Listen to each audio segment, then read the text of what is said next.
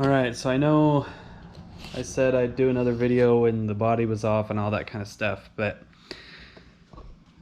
I figure it's probably best for both me and you guys to do smaller videos of big things like removing the head off the motor, instead of just like non-routine progress updates. One guy did request showing me working on things, and I'll try to do better at that, like time lapses and whatnot. As far as removing the camshafts and taking the head off, I didn't really want to do a whole lot of me showing you guys how it's done, especially because I ended up doing it wrong, and we'll show you what I did wrong and how you can avoid being an idiot like me. So this video will be specifically about removing the head off of the motor, which you can see is the case now. Here she is. It's really not too bad. Just follow the service manual. I didn't read it very well and didn't follow it very well, so I will show you what I did wrong. First up, you have the camshafts. I believe first is the exhaust camshaft, and then you take out the intake. Now with this, what I learned is there are actually 7 of these, can't remember what they're called, brackets holding them on. For whatever reason, it's a 6-cylinder. I had in my mind that there were 6, and so I forgot one. The way that they have you do it, you remove the front one first, and then I believe it's this one, this one, this one, and this one. So you'll have to follow the manual, but eventually you're left with 2 holding the camshaft in.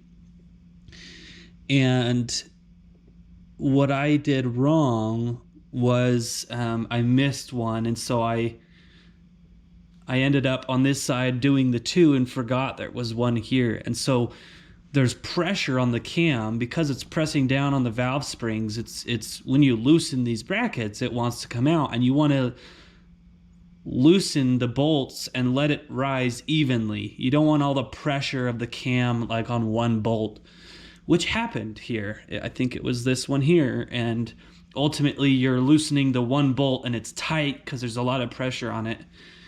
Yeah, totally bad. So make sure that you do it in order.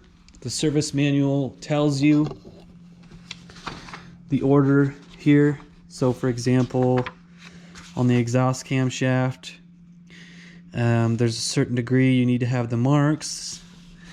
Remove the front one first, then the next one closest to that, 1, 2, all the way out, 3, 4. So you're left with this one in between 2 and 4, and this one in between 3 and 4. So yeah, I definitely did that wrong. But I think they're okay. I don't think I damaged anything. So you get the cams out. Then you remove these 2 front bolts, which are not quite official head bolts. You can see how much more heavy duty these things are compared to these. So those are the 2 fronts, and then you remove in order the rest. Now, here's where I went wrong. They give you the order. Hopefully you guys can see this. They give you the order 1, 2, 3, 4, 5, 6, 7, 8, and you eventually end up in the middle, 13, 14. Now, don't do what I did and remove every bolt one at a time. So I removed bolt 1, removed bolt 2. So that's bad because eventually you have 13 and 14 in the very middle holding it down at an extreme amount of pressure, torqued down significantly, and the sides not torqued down at all because the bolts are out. What you should do is crack 1, crack 2, crack 3, crack 4, crack them all, and then slowly, just like a little turn, 1, 2, 3. It should take a really long time because you're just slowly loosening them one by one, going through the order, doing it again, slowly, slowly, slowly, until they've all been essentially at the same time loosened properly. If you do what I did and pull all the bolts out minus the middle ones, you can potentially warp the head, which I'm hoping didn't happen, but I'm gonna have the machine shop take a look and check. Worst case, I have to buy a new head. This is the, I believe, stock head gasket. It's a bit thrashed, but didn't have a head gasket blow on me, so that's nice. And yeah, got a decent amount of buildup here on the cylinders. Lots of carbon in here, lots. And then I pulled off the, I don't know what this is called here, this coolant side panel thingy-majig. And interestingly, a lot of people actually get a lot of rust in here. I've got this really strange kind of slime. I don't even know. It's really odd, but I have it in a lot of areas. Not a whole lot there, but down in the, there was the pipe down here. Yeah, I've been seeing a lot of this. I guess that's better than rust, so that's nice. But yeah, kind of weird. So, and you can see it actually kind of the slime in the coolant passages here. Kind of just a gunk. Definitely should have done a flush, but I guess this will be a little bit better than that. Getting the block cleaned. So anyway, just wanted to document that. The rest of it's pretty easy. Again, I'm especially on something like this, I'm not going to really tell you or show you how to do it all. Follow the service manual.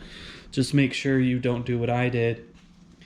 And make sure you've got 2 brackets left holding the cam, that you loosen those evenly. And let it pop out evenly, as opposed to just one bolt holding the whole cam in and thrashing the threads, which hopefully didn't happen. And again, reminder, loosen all the bolts evenly at the same time. Don't pull them out one by one, as I did. But this is my first time pulling a head off a motor. Actually, technically it's my first time, but my first car, Ford Mustang 5-liter, had a head gasket blow, so my very kind neighbor helped me with that, did most of the work. I had absolutely no idea what was going on, as is still the case. But anyway, yep, just want to do a little update on that. Removing the head on a FZJ80 motor. Don't be stupid like me. Do it properly. I guess, yeah, even if you have a Ford service manual, or not Ford, factory service manual, you can do it wrong, but at least maybe that'll help you if you're not really as fluent on these things as I am. So anyway, that's all. See ya.